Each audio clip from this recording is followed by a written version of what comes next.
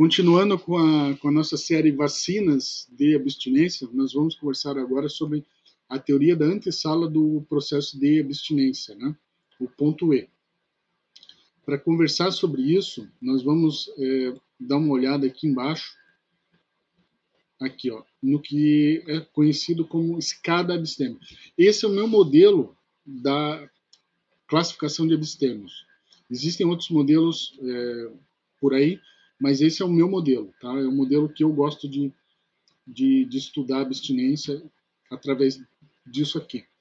Veja só, olhando aqui no modelo, nós temos um mero usuário, aquele que bebe 1 a 2 vezes no ano, né, utiliza drogas de forma muito casuística, pontual. Temos o usuário abusivo, onde o uso da droga já é bem mais acentuado, né? E temos o adicto, que todos conhecem. Então, essa aqui seria a escada abstêmia, né, no sentido descendente, né, indo para o fundo do poço. E depois nós vamos ter a abstinência, todo o universo que existe após a adicção e que, por algum motivo, é muito pouco estudado. Tá? Nós temos aqui alguns pontos interessantes. O início do mero uso, o fim do mero uso, o início do usuário abusivo, o fim da etapa de usuário abusivo e o início da adicção. O início da adicção eu chamo de ponto A, tudo bem? Então a adicção começou a se desenvolver aqui. Então aqui já vai alguns conceitos interessantes, né?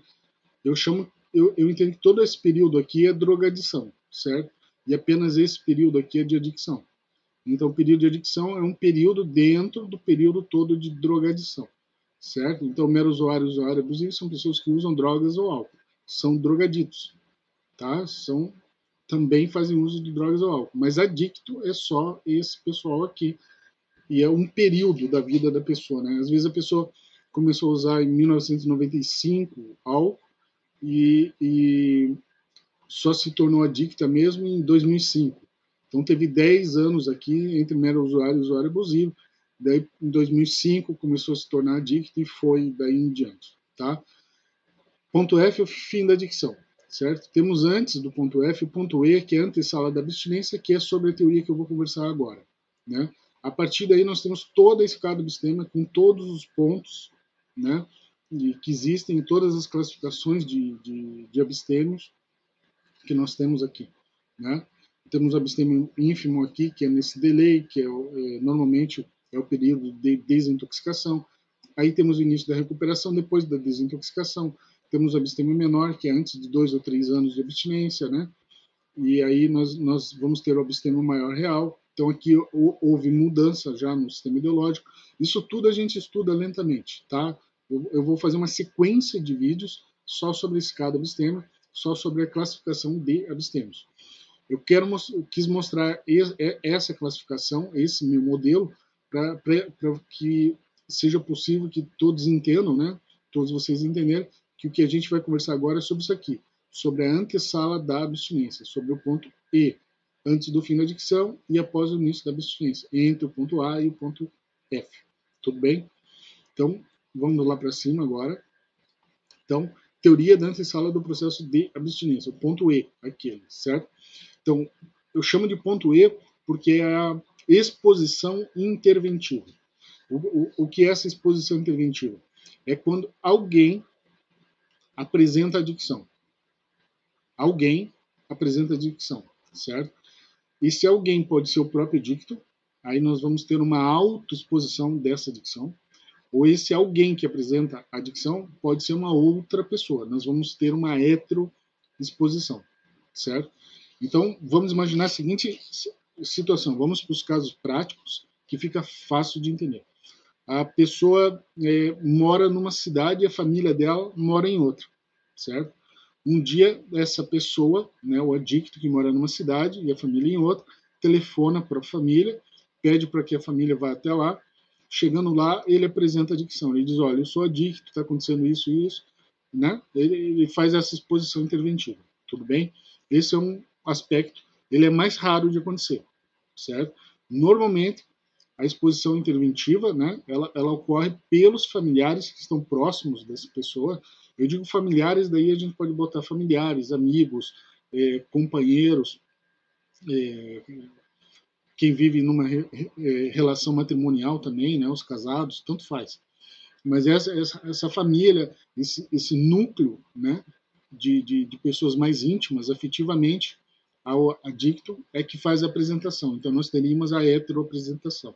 Então, temos já de cara, no ponto E da escada abstêmia, né, duas formas de apresentação: a autoexposição interventiva e a heteroexposição interventiva.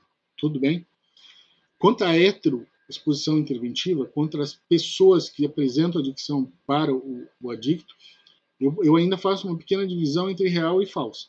A falsa é a seguinte: o amigo do bar que diz para a pessoa: ah, você é um bêbado, você é um alcoólatra, né? E a pessoa não leva em consideração, acha uma brincadeira, né? Então, essa é uma heteroexposição interventiva também, só que ela é falsa. Porque como não foi feito por alguém que pertence fortemente ao núcleo afetivo desse adicto, ele não leva ela em consideração. Pelo menos não leva o quanto deveria levar em consideração. Por outro lado, quando essa heteroexposição é feita por familiares que fazem parte desse núcleo afetivo do adicto, aí eu chamo de heteroexposição interventiva real, certo? Então nós temos a autoexposição e a heteroexposição. Essa hetero pode ser falsa, quando alguém diz alguma coisa para o adicto, ele não leva em consideração, e pode ser real quando alguém diz essa coisa para o adicto e realmente ele leva em consideração. Beleza? Esse é o ponto E sobre o aspecto da heteroapresentação e autoapresentação dessa adicção. Tudo bem? Agora, olha que interessante isso aqui. A exposição da adicção, né? Você apresentar a adicção é uma coisa, tá? Você reconhecer essa adicção é outra coisa. Então, a autoexposição interventiva, quando o próprio adicto chama a família, chama as pessoas que ele conhece e apresenta essa adicção, essa autoexposição, ela é muito interessante, porque ela já é um reconhecimento também do processo de adicção. É um auto-reconhecimento desse processo de adicção, certo?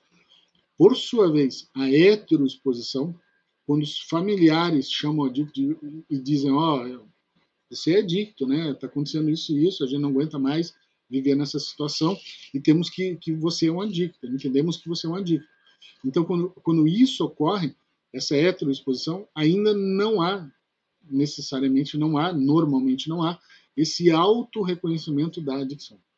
Então, na autoexposição interventiva, já há esse auto-reconhecimento. Na heteroexposição interventiva, ainda não há esse auto-reconhecimento, certo? Esse são dois pequenos detalhes que são muito importantes. Outra questão é a pessoa reconhecer que ela é adicta. Ela diz: não, realmente eu sou adicta. É uma coisa. Ainda existem outras etapas, né? Que é a diferença entre admitir e aceitar, né? O reconhecimento é mera admissão. Ele, realmente eu acho que eu sou adicto. Agora, aceitar essa adicção é outra questão. A aceitar a adicção, nós vamos estar daí no primeiro passo dos grupos anônimos, né? E que lá eles discutem muito isso e compreendem isso muito bem. Mas aceitar essa adicção já é algo mais complexo. E veja que nós sequer começamos a abstinência. A abstinência, nós estamos lá no ponto E. Eu vou voltar aqui na escada. Olha só, nós ainda estamos no ponto E, quando a gente está falando da exposição interventiva. Ó.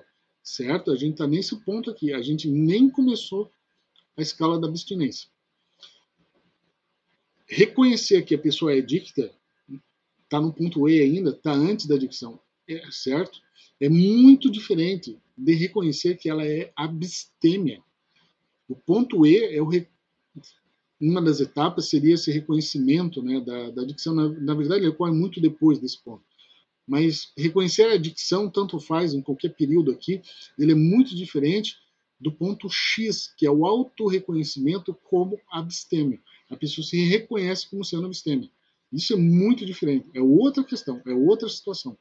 Ela está lá na abstinência, está muito longe ainda desse autorreconhecimento da adicção, certo?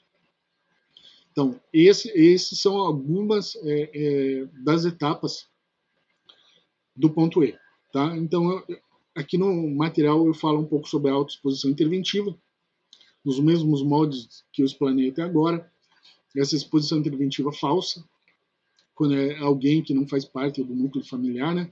Eu cito prisão policial, né? A própria prisão policial já em muitos casos, a pessoa é presa com drogas, né? Mas ela ainda não reconhece que é adicta, né? Veja como está longe ainda. É uma heteroexposição. Todo mundo fica sabendo que ela estava com drogas, né? Mas ela não se reconhece como adicta. Então é uma forma de exposição interventiva falsa, tá? A exposição interventiva real, que é feita por aquele núcleo, né, familiar mesmo, né? E, e nós temos ainda o triplo efeito da exposição interventiva, tá? Então, a exposição interventiva, sendo a autoexposição ou a heteroexposição, tanto faz, elas consistem em reconhecer, né, o problema, você reconhece que existe a adicção, você identifica quem está passando por esse processo de adicção, certo? E você tenta sanar o problema da adicção. Então, eu entendo que o ponto E ele gera um tríplice efeito, que é reconhecer, identificar e sanar. Esses são os três efeitos gerados pelo ponto E por essa exposição interventiva, certo? Existe ainda a questão da reintervenção. Isso vai ocorrer muitas vezes, né, enquanto a pessoa não reconhecer a sua adicção. Então, nós temos a exposição interventiva, ela ocorre, aquela primeira exposição, as pessoas dizem, olha, nós gostamos de você, mas você é adicto, está acontecendo isso e isso, nós estamos sofrendo e vamos ter que resolver esse problema. Aquele tríplice efeito, né? Reconhecer, identificar e agora vamos tentar sanar isso aí, tá? Mas muitas vezes a pessoa retorna, ela começa a abstinência, desintoxica e volta. Começa a abstinência, desintoxica, né? E volta. Então, esse ciclo dela faz com que ocorram sucessivas novas exposições, ou seja, é um ciclo de reintervenções constantes, né? Ocorrem várias reintervenções, tá? Mas era isso que eu queria falar. Veja, é lógico, é racional, né? Não tem nada de muito complexo, tá? Mas é preciso entender, dissecar bem esse ponto E. Quando eu for falar da escada abstêmia, nos próximos vídeos, quando eu fizer a sequência inteira da escada, nós vamos conversar com mais detalhes sobre esse ponto, certo? Era isso que eu tinha para falar. O material vai estar disponível, tá? Para todos.